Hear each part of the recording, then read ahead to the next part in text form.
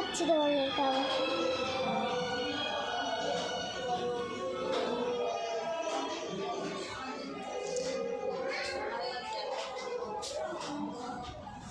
তো চলো, 16 হয়ে গেছে। এই যে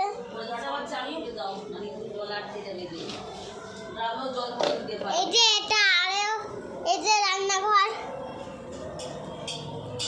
চলো বাইরেটা দেখানো হয়নি, সরো রাখো। তো এই যে বাথরুম, তো চলো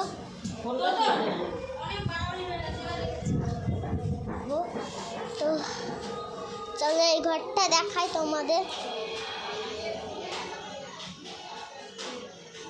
এই যে